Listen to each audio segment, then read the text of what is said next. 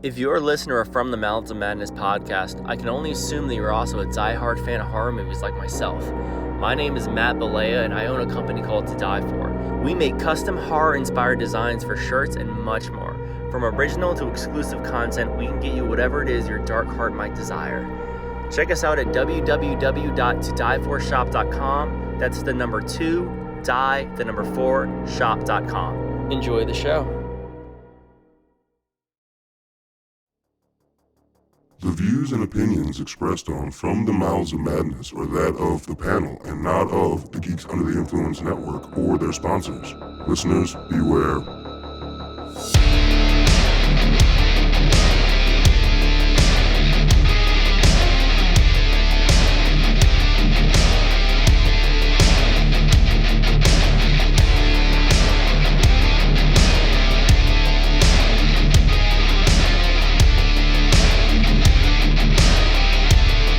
So I understand, like, growing up, you know, you've got that family that wants to do the fucking big trip every year. I mean, we've seen it in tons of things in horror, out, you know, in fucking... How many comedies? Dude, how many comedies? Honey, I Blew Up the Kids, or Shrunk the Kids. Yeah. Maybe Blew Up the Kids, too. I don't remember. But, yeah, there's always... How many National Lampoons? There's always Vacation, except for when There's they the stay remake. home. There's 5 now. Yeah, there's always... Don't fucking bring up that goddamn remake. Even We're the Millers. Now, that's a good one. Okay, I'll give you that. That's a good one. But that remake is... There's a scene in the remake that sets me off where they go swimming in what they thought was a mud spa, and then they look at a sign and it says, like, pretty much, we're dumping shit in here. Did you lose your sense of smell? Because you're in shit. And it's like, how fucking stupid is this family? So. Yeah, exactly. You know, and there's always the one shitty kid. There's that older one who's like, you know, really wants to have summer vacation with their friends. They don't want to do it with the family thing anymore. And they're like, I'm losing a week of my summer. Now the last 15 years on their phone going, I really don't want to be here. Like, like where does it matter if you're going to be on your phone? Yeah. Like you want to be closer to your friend that you are on your phone with, but you guys are still separated. What does it matter if you're still separated? And I would say the dad's always like, come on, this is fun. And then the mom goes, honey, put the phone away. We're having a vacation. Like, it's every time. It's so cookie cutter. Come on, we're having a good time. And remember? Before phones, like, let's go to Hills Have Eyes. It was books. Yeah, or whatever. Sleeping, or a Walkman. Oh yeah, a walk. I would say Walkman. More so, yeah. Well, not with the original Hills Have Eyes. That was the '70s. They didn't have Walkmans. Probably it was books. It was a book. But yeah, there's tons of those. And then, you know, you're like, oh, damn, maybe I shouldn't have been a shit. We're all going to die. But sometimes the tuned out daughter is the one that is like one of the last survivors. Yeah. Like, because she was not so heavily invested in the vacation. She didn't have blinders on to like, she's like, oh, it's on, game on. Let's go. All right, folks. Tonight on the chopping block, we're going to be talking about 2024's film Lowlifes. Tubi original. Holy shit. I am Lowdown.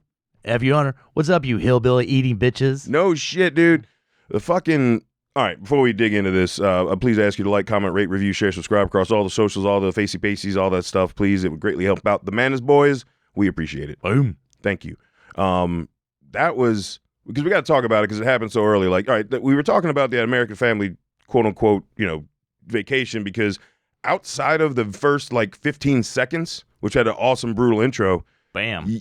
It started like vacation. It started like, you know, The Hills Have Eyes, where they're just this family on the road. They're already annoyed with each other. They're making steaks on the grill. Yeah, you know, exactly. Eating the fat. Fat's the best part. Yeah. Yeah, you didn't realize they were eating the guy that they killed at the very beginning of the movie. I do suggest maybe, I'm going to go against myself for a second, a little bit of a spoiler in this, just because I think going into a blind is kind of appreciative. Yeah, that is true. At least up until the first 10 minutes. Yeah. No, I'd say 15, yeah. Because they meet him again and they pick him and they're taking the one to the house. Yeah. And then that's when they. So, as much as it kills me, you have now been updated for the spoiler alert. I hope there's a little bit of crosstalk. It kills me. Oh yeah, there's a little bit of crosstalk. I'm hoping nobody realizes that I already said something about the twist before you said the spoiler thing, because we never do that. I was doing that for a while at the beginning, and then like you're like, hey, focus spoil, which I do hate it too, so I just stopped doing it. But there is times because where especially people this that is so new. but also people that listen to us, like maybe if you're a first time listener, but if you listen to us, you know when we do it on chopping block, we're digging, it's balls out. Let's go. Get all that fat and everything. But that twist, yeah, dude. Okay, we gotta talk about those two though. That fucking dude wanted to trade bugs for chocolate. Yeah, dude, that made me fucking gag. Like, I know people actually market that and sell it, and people buy them in boxes like candy and eat them. Bro, that shit looks straight out the ground, dude. Now, I don't want to have you go freak out too much by this comparison, but I will say this movie leans into when I remember watching the first time watching Barbarian. Mm-hmm. And you go, okay, I've seen this movie before. And then it goes, the fuck you have, and throws everything out of whack. No, that 100%. That's this the twist, movie starts with a brutal fucking killing. This dude running for his life, getting killed in the woods. Mm-hmm. And then we cut to suburban family fucking cooking. And then you get the two most hillbilly motherfuckers. And we already know this in the backwoods. This is West how Virginia. This is gonna go. This is how we're like. This is how this movie's gonna go. Backwood rednecks, fucking fat, gonna eat. Fuck up the American family. They're suggestively threatening them in a weird way. Like, looks like y'all shouldn't be around these parts. Everything, and you go, okay, so these redneck motherfuckers are gonna fuck with this suburban family. The suburban family, yeah, exactly. And they actually come up to ask about their missing cousin. Yeah. Like, you see my cousin? Like, they almost made an excuse to fuck with this family. That's what it seems like. It seems like, yeah. Mm-hmm. Now, later on when those people go away, they run into him again. And dude, all right, this is so funny. Like, it's all sinister. And then when they run into him again, the truck broke down. So they take one of the guys or go back to their house, which is in the middle of fucking nowhere with their family. They lived there for what they said, 80 years or some shit like that. Passed down from the family. Yeah, exactly. So like, that's where the twist happens. Right, because he realizes that the son has a notebook from the guy from the beginning of the movie. Well, he's doing ad-libs. Yeah. And all of a sudden, the one redneck's like, oh, hold on, you're not doing this right. I've done this before. And he pulls it, and he recognizes his cousin's handwriting. And he goes, wait a second. What?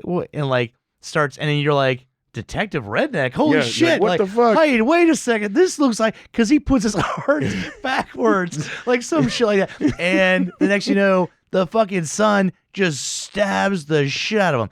And the family doesn't go, what the fuck? The mom's like, don't you pull that out. Blood will go everywhere. Yeah. That's literally the first thing the mom says. And then we learn the big setup of this is we're not worried about the fucking hillbillies and the rednecks. We're worried about that white-ass suburban family because they're on a mission killing fucking, like, dude, going to these backwoods and killing motherfuckers. You know what? I didn't even put this together. You know what this movie in that tone reminds me of is the way the family was portrayed. There's that Tom Arnold movie. Oh, The Stupids? No. That's the only one I can think of. There's one where they're cannibals. I don't know which one. Yeah. There's a Tom Arnold movie where they're cannibals, but they're like, I think it's set in the 70s. Really, dude? Hold you on. haven't seen it? No. Not Tom Arnold. Randy Quaid. Was it Randy Quaid? It was Randy Quaid. Okay. Yep, and I know what you're talking about. What fucking movie was that, dude? I'm drawing a blank, Why but do I know. I always get those two confused? It's weird. Yeah, well. I don't know why. But no, I know what you're talking about. But definitely the same setup where it's like, well, it can't be them. They're, exactly. They're so normal. And that's yeah. the thing is this family pushes through the very, like, suburban, like, the dad's wearing a dress shirt and tucked in. Yeah. And like he's going to a job interview, except they're on vacation. The only thing I was missing was a cheesy fucking barbecue apron when he was grilling. Like, I know. Where was that, dude? I'm shocked that he didn't have that. But yeah, we find out that their family vacation is to go up and stock up on some dead hillbillies. Dude, when he's hacking up for I guess the next season, cause when they're hacking up shit, and it's just like any other dysfunctional family. Dad's pissed that no one's helping. Really, they're not into it. Like trying to get it knocked out like he does because he doesn't want the meat to rot and shit like that. So it's just. What was it they put in the Ziploc bag? They're like, this is a treat. The tongue. Yeah, the tongue. Yeah, like, now you don't get it this time. Like, that we're going to put it in there. But to be fair, people eat cow tongue. Yeah. It's the same thing as the guy you were just talking to 10 minutes earlier. It's not, but like, people. I don't have a conversation with the fucking cow before. I don't eat cow tongue, but still. I don't eat cow tongue either. Yeah, but so I'm saying I don't know why that was a delicacy. You think it'd be the back straps along the spine, the filet mignon. That's like. Yeah. Gotta like the fat. Gotta like the fat. So when I said that was funny was because later on in the movie, the sheriff rolls up on the truck because the guy obviously is dead. He hadn't come back for his brother. So his brother was we never found out what was in the back of the fucking truck. We never did. I'm assuming animals. They were hunting? Yeah, more Wait, likely. we never find out what's in the back of the fucking... 'Cause it just they made it sets a up- point in the movie, though, to like, what you guys got there? None of your business? I'm Yeah. like, oh, Because it sets shit. up again where we're like, I oh, know. these are the bad But now motherfuckers. you Those are dead bodies. Now you sparked my interest. Yeah. How do you leave me hanging like that? That's a little fucked up. Anyway, and the dude that was the bug eater of the two was like, oh, these really nice people get my brother back to the house. I'm like, holy, that was just comedic. Did you catch that? Yeah. So he's like saying, oh, these really nice people like gave him a lift back to the house, so they should be back soon. Like he was totally like just nice and like, so, because you hadn't seen him except when he was being quote unquote sinister. Yeah. You know what I mean? So it was just this weird turn of events of how he talked about the people. Except he's starting to get a little stomach pains because the son, yeah. offered to give free chocolate away, and it was you pick up that he was naive. He's like, Yeah. like, oh, here, nice sir, I'll be nice. I'll give you some chocolate, not realizing that chocolate is laced with I don't know what. Well, no, you find out laxatives. later the reason that I think he was hesitant, but then took it, as the rest of the people did, was because the father said, "This is we don't do sugar in this house." Yeah. So like they don't get it. So why wouldn't they take it? Right? Like why wouldn't someone's giving me chocolate and I can eat it? And, Yeah. You know, like fuck yeah. Come on, dude. Like if you want a life without chocolate, but you've had it here and there, every chance you get, you're gonna eat some chocolate. Just to taunt myself. yeah. But the family shows up at the house, the generational house. And then it And starts to unravel. It's like you realize they're all nice. Well, and There's- then, well, you know. we know as an audience, We do. and that's what I thought was interesting. Is you go into this house, and again, where your RV quote quote breaks down, you go to this house. There's nobody around. There's a sketchy ass like hillbilly family. We're supposed to go, oh man, they're in trouble. Mhm. But we look at it as, no, don't let these motherfuckers in the house, man. It's weird because if the twist hadn't happened there, the way that the actors were portraying those characters, would we still have thought that family was evil? Because I don't know if the fact we already knew the family was the villain, that these people still portray themselves as being mean Yeah. or fucked up. Like the house was clean, it was just old. You know what I mean? Like there wasn't anything sinister about them, and I don't know if it's because of the twist already happened. I think so. You think Yeah. really? Yeah. You think they were acting that creepy? Honestly. Well, no, I think because the twist happened is where we're like, if that hadn't happened, we would still be waiting for them to lock down the house and the hillbillies. Oh, and you to thought kill them the not shit. you thought them not being creepy would just be an act. I mean, Because well, they weren't really acting. That's what I'm saying. Do you think they were acting that creepy they were enough to where? I feel like they were acting more naive and like, we're not from these parts. Like then like, you know, like, wow, really like to see that gun collection. Like it just came across that they're just naive more than like hidden sinister, I guess. What, the family in the house? I'm talking No, about the no. family in the house, dude. Oh, I'm talking about the No, sorry. I'm talking about the family in the house. Didn't seem. Oh my God, didn't seem to. That was, we were arguing the wrong points. Yeah. I got to leave this in because this is pure gold. Fucking idiots. I was talking about that the family in the house Yeah. didn't seem evil, and I'm curious if it was just because we already knew that the RV family was evil.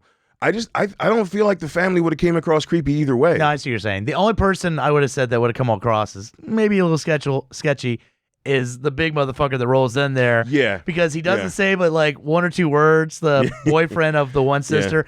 And like you could hear as soon as he gets in the house, because every board creaks and he makes his presence known. I'm a big motherfucker. Yeah, So- exactly. And like don't with a sledgehammer. And you know. the look of the suburban family when they see him, they're not like terrified of him. They're like, that's a lot of fucking meat. So, and with him, and this comes on later in the movie. You know, after the dinner, they had music, whatever. This was all just filler shit that I really didn't pay as much attention to because they each get a bedroom. When the father starts hatching the plan, when they all have their separate rooms, and he's going around to the family about how they're going to take the family over that night. They're like, we might not have to go that far. We might just stock up and head back home. Yeah. like this house has they were like everybody. jackpot. I Anyway, guess they had a quota. yeah, they knew how much that they had to eat, get every trip. It's like their hunting trip. Yeah. It's fucking crazy. He was the son said like, I want him, and like it became this battle of the alpha male of the house thing because the dad's like, no, I'll take care of him because the dad knows if the son does it and he gets him, he's going to start losing that status of being like the head of the household because they're that whole traditional dynamic, right? Yeah. Like that. Those four people are like the cookie cutter. Now, I will give the actor who played the kid, the son, some props because he looked and acted naive like the kid from We Are the Millers, Mhm. right? But when he got vicious with the fucking knife, his face turned and he looked like a totally different person. Yes. I have to give him props because Yeah. when he's talking, he's like, Dad, I don't know. Should we? And then when he's got the knife and he's stabbing motherfuckers, he's like, fucking die. There's a change that happens. And you're like, that's the same motherfucker. No, definitely got to give him props for that. Yeah. I agree. Same thing. I was like, fuck, this kid looks evil. And the rationale is kind of crazy when you think about the whole reason they go where they go is because to them, these people don't matter. Because, again, they're upper level. They're taking their RV out, and they're taking out the low life. And the one daughter society. brings that up about how, like, this is different because she's fighting, this is in the mix of the kerfluffle, which is basically the last act, which we'll get into. But in the middle of it, father's irritated because it's not going the right way, obviously. And he's like, this is what we do. And the one daughter's like, no, this is different. Like, we used to take care of, like, people wouldn't miss.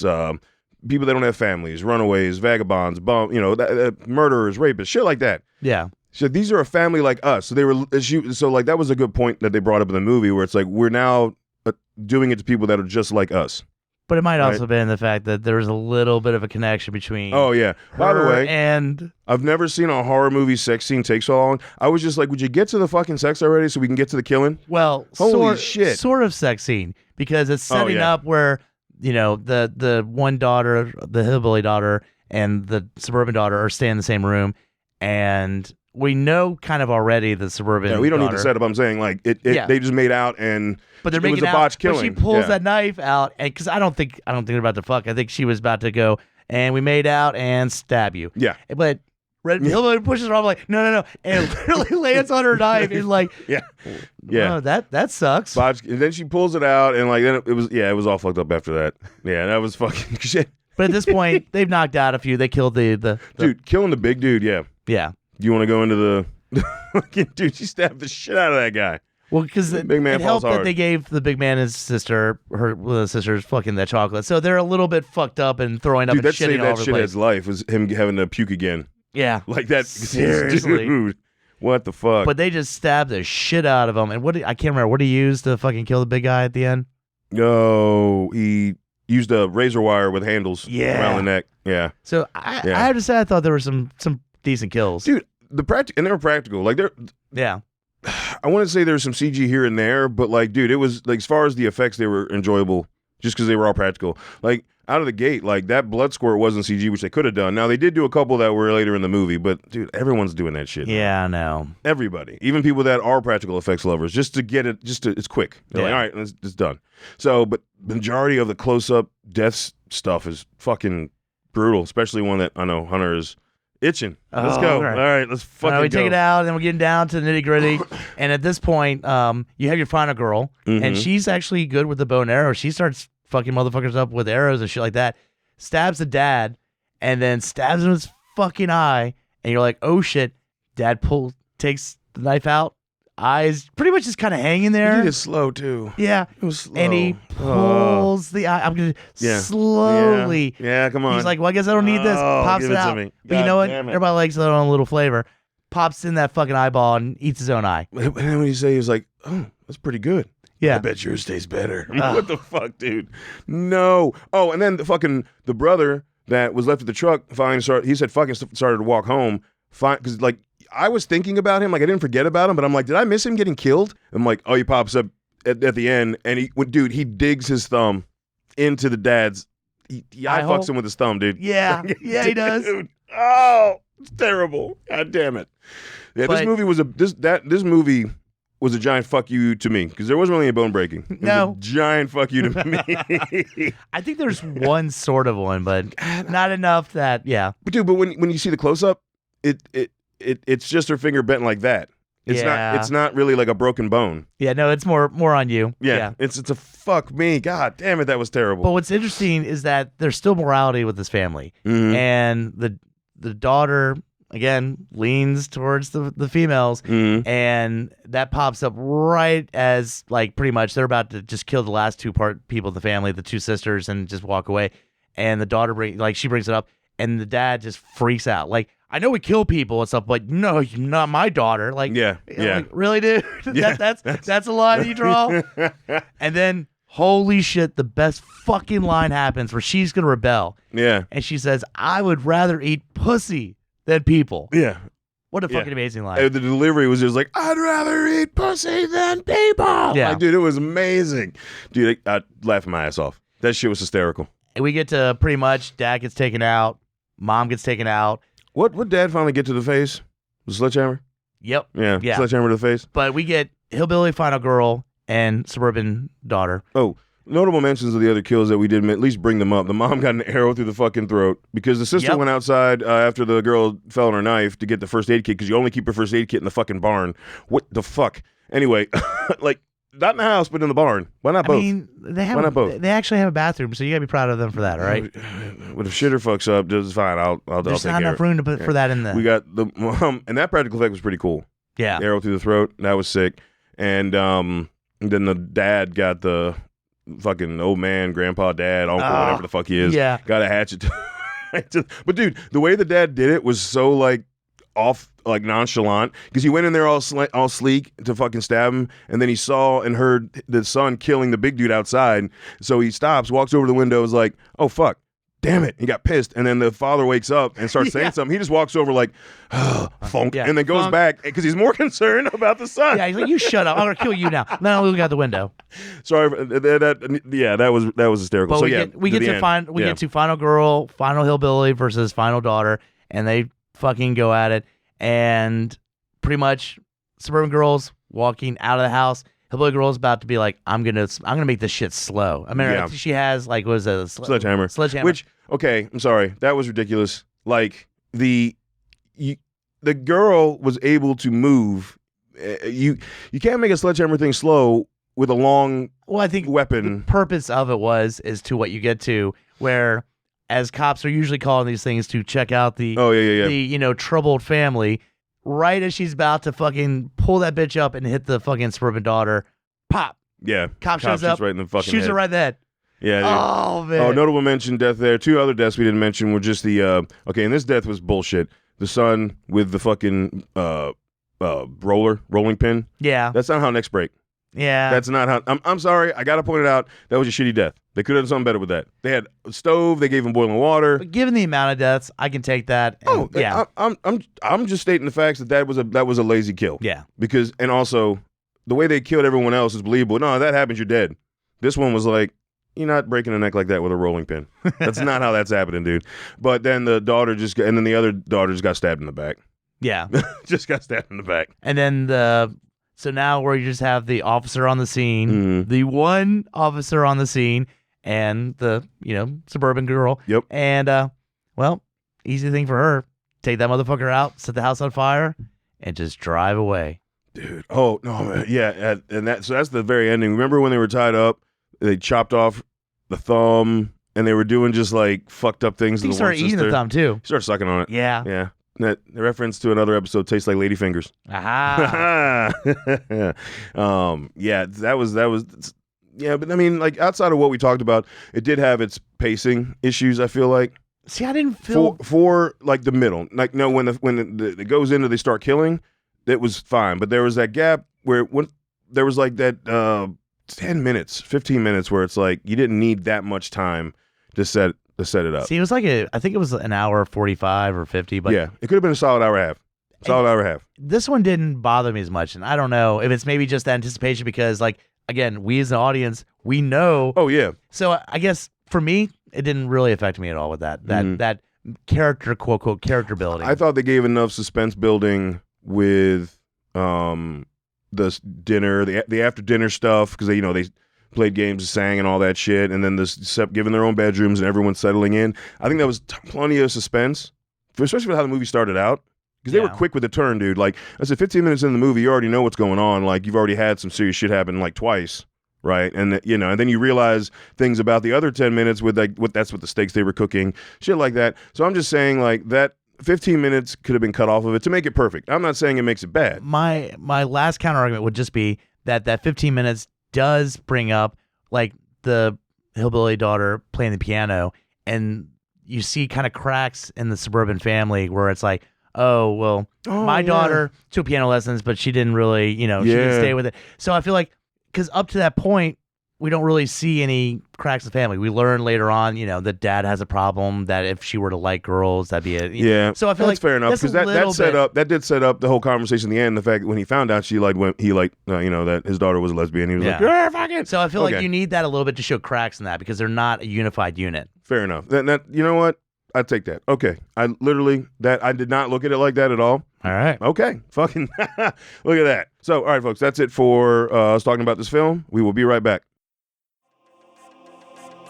In a world with too many reboots and remakes, two men will stop at nothing to make it even worse. join Mike the Hobbit and Tondi as they play by their own rules while pitching new takes on some of your favorite and least favorite films and TV shows. What podcast would dare to bring this upon the world? This is Smack My Pitch Show.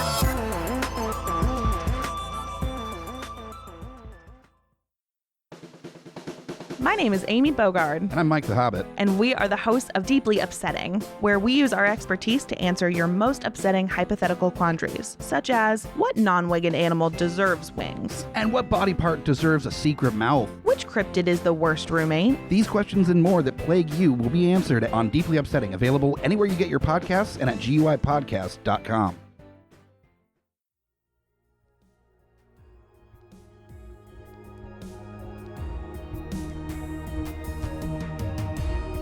Coming straight from the mouths of madness, I'm Lowdown. I'm FU Hunter. Do you love horror? We fucking do. So this is a podcast dedicated to all things in cinematic horror. We're talking movies, television, composers, special effects artists. We're gonna fucking cover it. So if you love horror, embrace the madness.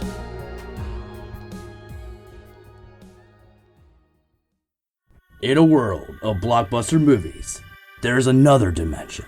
The dimension of schlock cinema.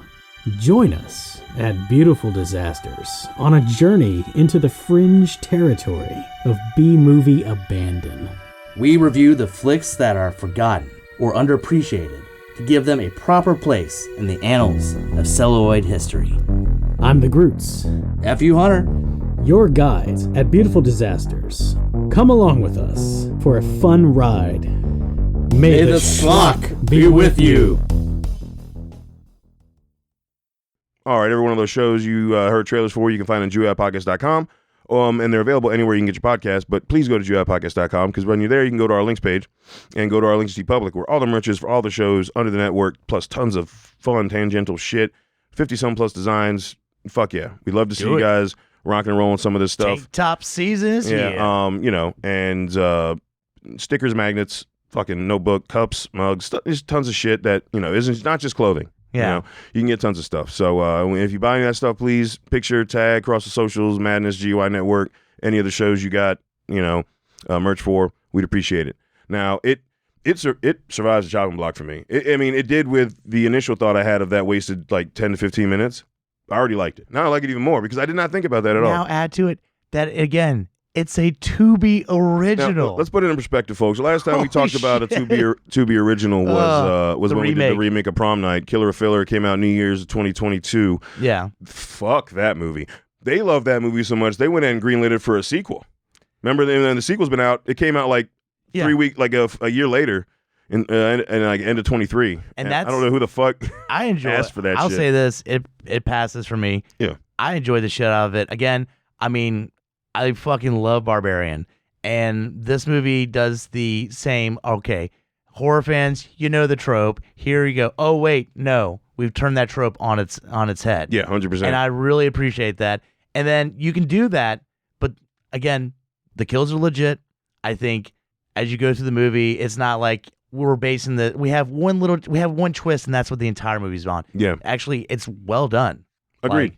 And again, you just end the movie with okay, final girl's nope, she's fucking dead, and you get the one surviving member of the suburban family. That's the one that makes it out. Yeah, and she's the one who didn't even want to be about it. She was done with it. I like those downer endings sometimes. And she's like, changed now. Yeah, right. I think she's gonna keep going with it. This is something I think I could watch again and again. Yeah, yeah. I did enjoy it. It was fun. Like if Tubi's up to par with this, like if this is what they're doing now, cool. But I think we might see hit or miss Tubi now. I don't know. All right, Tubi, just one. You get one. You got one good original. Hey, I ain't trusting you yet. All right. Yeah, but no, folks, definitely recommend checking it out. Like I said, great kills, good twist. Because that we talked about, the twist at the end was a downer twist, right? Like that was who the final girl was, right? You didn't expect that shit. So that's why we said it had 2 twists, but they were big. So hit us up at lowdownbrown.gy@gmail.com if you've already seen this. And you dig it, you agree. If you saw, you didn't like it, or you listen to this and then went and saw it. Because, again, hearing about it is not the same as watching it. The practical effects are fucking awesome. The way the dad is, the way that he's animated, like there's so much animation and over exaggeration. Actually pretty good. Yeah, exactly. Yeah. Because they're leading into it being this, smorgasbord of, crazy. Like, everyone's, like, slightly overacting. If anything, just watch it for the eye-eating scene. Yeah. Fuck you, man. Fuck you. All right. And on that, until we talk again, embrace the madness.